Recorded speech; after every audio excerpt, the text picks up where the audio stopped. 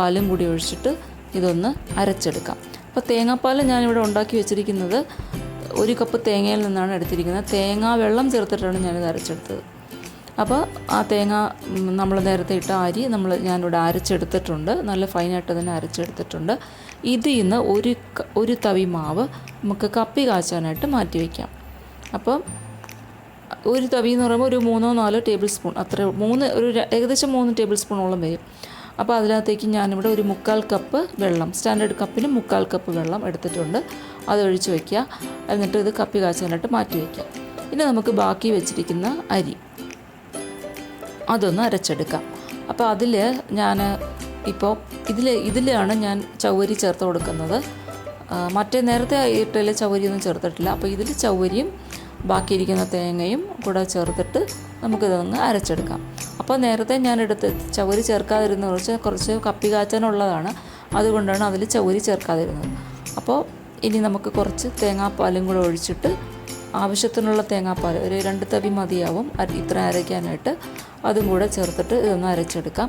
അപ്പോൾ ഞാനിതിപ്പോൾ 2 പാർട്ടായിട്ടാണ് അരച്ചെടുത്തിരിക്കുന്നത്. ഒന്നാമത് മിക്സിയിൽ ഇതെല്ലാം കൂടി കൊള്ളുന്നില്ല. അപ്പം അങ്ങനെ 2 പാർട്ടായിട്ട് അരച്ചെടുത്തു. ഒന്നിൽ ചവ്വരി ഇല്ലാതെയും ഒന്ന് ചവ്വരി ഉള്ളതുമായിട്ടാണ് അരച്ചെടുത്തത്. അപ്പോൾ ഇത് കുറച്ച് മാവ് ഞാനിതിൽ ബാക്കി വെച്ചിട്ടുണ്ട്. കാരണം ഇനി കപ്പി കാച്ചതിന് ശേഷം അത് നന്നായിട്ടൊന്ന് മിക്സ് ചെയ്യണം. അപ്പോൾ മിക്സിയിൽ ഇച്ചിരി മാവ് ഇട്ടിരുന്ന അതും കൂടി ചേർത്തിട്ട് നന്നായിട്ടൊന്ന് മിക്സ് ചെയ്തതിന് ശേഷം ആ മാവിൽ ചേർത്ത് കൊടുക്കാം. അപ്പോൾ അതിന് വേണ്ടിയിട്ടാണ് അതിൽ കുറച്ച് മാവ് വെച്ചിരിക്കുന്നത്. അപ്പോൾ ഇത് ഇനി നല്ലതായിട്ടൊന്ന് വേവിക്കണം. ഈ നമ്മൾ ഇട്ടിരിക്കുന്ന അരിയുടെ മാവ് നല്ലതായിട്ടൊന്ന് വേവിച്ചെടുക്കണം. അപ്പോൾ അതിന് വേണ്ടി ഒരു 10 മിനിറ്റെങ്കിലും നമ്മളിത് കുറുക്കിയെടുക്കണം. കപ്പി കാച്ചാനായിട്ട് വെച്ചിരിക്കുന്ന ഈ മാവ്. അപ്പോൾ അത് തണുത്തതിന് ശേഷം നമുക്കിത് ആ മിക്സിയിലേക്ക് ഒന്ന് ഒഴിച്ചു കൊടുക്കാം. എന്നിട്ട് ആ ബാക്കിയുള്ളതൊക്കെ ചേർത്ത് കൊടുക്കാം. അപ്പോൾ ഇനി ചേർക്കേണ്ടത് നമ്മുടെ ഈസ്റ്റാണ്. അപ്പോൾ നമ്മളിപ്പോൾ മറ്റേ ആക്റ്റീവായിട്ടുള്ള മറ്റേ ഇൻസ്റ്റൻറ്റ് ഈസ്റ്റാണ് എടുക്കുന്നതെങ്കിൽ, പൊടിയാണ് എടുക്കുന്നതെങ്കിൽ ഇതിൽ ഡയറക്റ്റായിട്ടൊക്കെ ചേർത്ത് കൊടുക്കാം. അപ്പോൾ ഇതിപ്പോൾ നമ്മൾ കലക്കി വെച്ചിരിക്കുന്ന ഈസ്റ്റാണ്. 15 മിനിറ്റ് നേരമായിട്ട് ഞാനിവിടെ ചെറിയ ചൂടുവെള്ളത്തിൽ പഞ്ചസാര അലിയിച്ചതിന് ശേഷം എടുത്ത് വെച്ചിരിക്കുന്ന ഈസ്റ്റാണ്. അപ്പോൾ അതിട്ട് കൊടുക്കാം. ഇനി നമുക്ക് ആവശ്യത്തിനുള്ള പഞ്ചസാര ചേർത്ത് കൊടുക്കാം. ഞാനിവിടെ ഏകദേശം ഒരു 6 ടേബിൾ സ്പൂൺ പഞ്ചസാര ചേർക്കുന്നുണ്ട്. ഇതിപ്പോൾ ഞാൻ സ്നാക്കായിട്ട് എടുക്കാൻ പോകുന്ന ഒരു വട്ടയപ്പമാണ്. അതിന് വേണ്ടിയിട്ട് നമുക്ക് പഞ്ചസാര ചേർത്ത് തന്നെ എടുക്കണം. പഞ്ചസാരയ്ക്ക് പകരം ശർക്കര വേണമെങ്കിലും ചേർത്ത് കൊടുക്കാം. ശർക്കര പാനി ഉണ്ടാക്കിയിട്ട് ചേർത്ത് കൊടുത്താൽ മതി. അപ്പോൾ ഇത് അരച്ചിട്ടുണ്ട്. അപ്പോൾ നമ്മൾ മാവ് ഇപ്പം റെഡിയാക്കിയിട്ടുണ്ട്. അപ്പോൾ ബാറ്റർ റെഡിയായി കഴിഞ്ഞു. ഇതിന് നന്നായിട്ടൊന്ന് മിക്സ് ചെയ്യണം. അപ്പം ഇതിന് നമ്മൾ നല്ലൊരു കുഴിയുള്ള പാത്രത്തിലേക്ക് മാറ്റി കൊടുക്കാം. കാരണം ഇത് നന്നായിട്ടൊന്ന് പൊങ്ങി വരും. ഇപ്പോൾ ഏകദേശം ഒരു 3-4 മണിക്കൂർ കഴിയുമ്പോൾ ഇത് നന്നായിട്ടൊന്ന് റൈസായി വരും. അപ്പോൾ ഇത് നമ്മളിരിക്കുന്ന സ്ഥലത്തിൻ്റെ ടെമ്പറേച്ചറിനെ ബേസ് ചെയ്തിരിക്കും. ഇവിടെ നല്ല ചൂടാണ്, തിരുവനന്തപുരത്തൊക്കെ നല്ല ചൂടാണ്. അപ്പോൾ ഇതിപ്പോൾ ഒരു 3.5 മണിക്കൂർ നേരം കൊണ്ട് എനിക്കിത് നിന്ന് റെഡിയാക്കി കിട്ടിയിട്ടുണ്ട്. ഇനി നമുക്കിതിനകത്തേക്ക് ഉപ്പ് ചേർത്ത് കൊടുക്കാം. ബാക്കി ഏലക്കായൻ്റെ ടേസ്റ്റ് കുറച്ച് ഇഷ്ടമാണെങ്കിൽ അതും കൂടെ അങ്ങ് ചേർത്ത് കൊടുക്കാം. എന്തായാലും ഏലക്ക വേണം, നല്ലൊരു ടേസ്റ്റ് ഉണ്ടാവുള്ളൂ.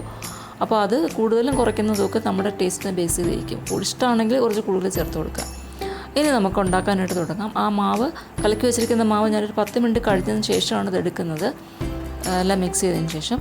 അപ്പം ഇതുപോലെ ഒരു കുഴിയുള്ള ഒരു തട്ടത്തിൽ നമുക്കിത് ഒഴിച്ചു കൊടുക്കാം. അതിൽ എണ്ണ പുരട്ടിയത് കൊണ്ട് പെട്ടെന്ന് ഇളക്കിയെടുക്കാൻ വേണ്ടിയിട്ടാണ് കുറച്ച് വെളിച്ചെണ്ണ പുരട്ടി വെച്ചിരിക്കുന്നത്.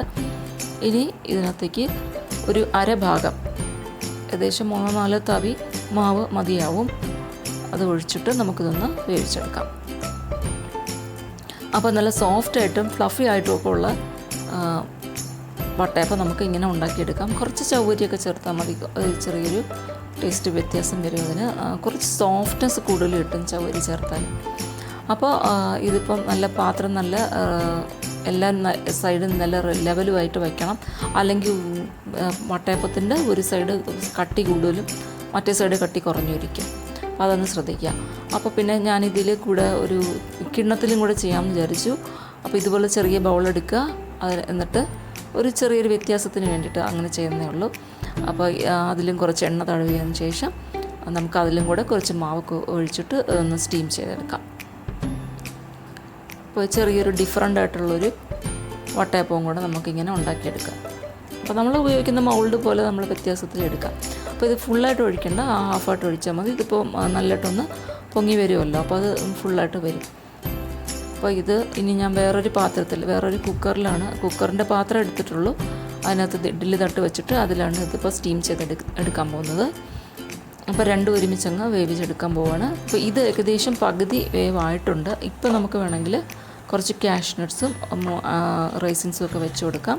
ഇത് ഞാൻ നെയ്യിൽ വറുത്തെടുത്ത കാഷ്നട്ട്സാണ്, അതൊരല്പം വെച്ച് കൊടുക്കുന്നു. ഇതിങ്ങനെ വെക്കണമെന്ന് നിർബന്ധമൊന്നുമില്ല, ഒരു ഭംഗിക്ക് വേണ്ടി വെക്കുന്നതേ ഉള്ളൂ. ഇതില്ലാതെ നമുക്കിത് ഉണ്ടാക്കാം. അപ്പോൾ ഞാനത് വെച്ച് കൊടുത്തിട്ടുണ്ട്. ഇതിൽ ഞാൻ കുറച്ച് ടൂട്ടി ഫ്രൂട്ടിയാണ് ഇടുന്നത്, കുറച്ച് കളർഫുൾ ആയിക്കോട്ടെ എന്ന് വിചാരിച്ചിട്ട്. അപ്പോൾ പല കളറിലുള്ള ടൂട്ടി ഫ്രൂട്ടി ഇത് ഇട്ട് കൊടുത്തിട്ടുണ്ട്.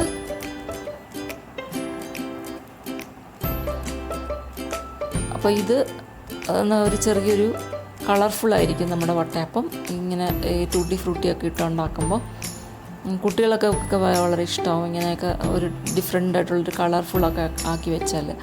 അപ്പോൾ ഇതിപ്പം റെഡി ആയോ എന്ന് നോക്കാൻ വേണ്ടിയിട്ട് നമുക്കിങ്ങനെ ഒരു പപ്പടം കുത്തിയോ അങ്ങനെ എന്തെങ്കിലും വെച്ചിട്ടൊന്ന് നോക്കാം. അപ്പോൾ ഇതിൽ ഒന്നും പുരണ്ട് വന്നിട്ടില്ല, എല്ലാം നല്ല നല്ലതായിട്ട് വെന്തിട്ടുണ്ട്. ഏകദേശം 20 മിനിറ്റ് എടുത്തിട്ടുണ്ട് ഇത് വേവാനായിട്ട്. അപ്പോൾ നമ്മളെടുക്കുന്ന പാത്രത്തിൻ്റെ തിക്നെസ് പോലെ ഇരിക്കും വേവുന്ന സമയം. എല്ലാം ഒരു 20-25 മിനിറ്റ് അല്ലെങ്കിൽ ഒരു 30 മിനിറ്റ് അത്രയും കൊണ്ട് നമുക്കിത് വേവിച്ചെടുക്കാം. അപ്പോൾ ഇത് നല്ല സോഫ്റ്റായിട്ടുള്ള വട്ടയപ്പം ഇവിടെ റെഡിയായി കിട്ടിയിട്ടുണ്ട്. അപ്പോൾ ഇത് നല്ലവണ്ണം തണുത്തതിന് ശേഷം ഇതിൻ്റെ അറ്റത്ത് ഇതുപോലെ ഒരു കത്തി കൊണ്ട് ഇങ്ങനെ ഒന്ന് പിടിയിച്ച് കൊടുത്തിട്ട് ഇതൊന്ന് ഇളക്കിയെടുക്കാം. തണുത്തതിന് ശേഷം എടുക്കാവൂ, അല്ലെങ്കിൽ ഇത് പൊടിഞ്ഞു പോകാനുള്ള സാധ്യതയുണ്ട്. അപ്പോൾ അത് നല്ലവണ്ണം ഒന്ന് ശ്രദ്ധിക്കണം. തണുത്തതിന് ശേഷം മാത്രമേ എടുക്കാവൂ. അപ്പോൾ ഇത് ഞാനിപ്പോൾ ഇങ്ങനെ ഹോളായിട്ട് ഇതിങ്ങനെ കമഴ്ത്തി എടുക്കാത്തതെന്ന് വെച്ചാൽ ഈ നട്ട്സൊക്കെ താഴെ പോവും, അതുകൊണ്ടാണ് ഇങ്ങനെ എടുക്കുന്നത്. എന്നിട്ടും 1-2 പോയി പുറത്ത്, ഞാൻ പിന്നെ ഒട്ടിച്ച് വെച്ചിരിക്കുകയാണ്. അപ്പോൾ ഇതിനി കട്ട് ചെയ്ത് നോക്കാം. നല്ല സോഫ്റ്റായിട്ടുള്ള വട്ടയപ്പം ആണിത്. അപ്പോൾ ഇതെല്ലാവരും ഈ ഒരു റെസിപ്പി ഫോളോ ചെയ്ത് ഉണ്ടാക്കി നോക്കുക. നല്ല സോഫ്റ്റായിട്ടുള്ള വട്ടയപ്പം നമുക്ക് ഇതുപോലെ ഉണ്ടാക്കിയെടുക്കാം. അപ്പോൾ ജെറാനാസ് കിച്ചൺ വാച്ച് ചെയ്ത എല്ലാവർക്കും താങ്ക് യു. നമുക്ക് മറ്റൊരു റെസിപ്പിയായിട്ട് കാണാം. Bye bye.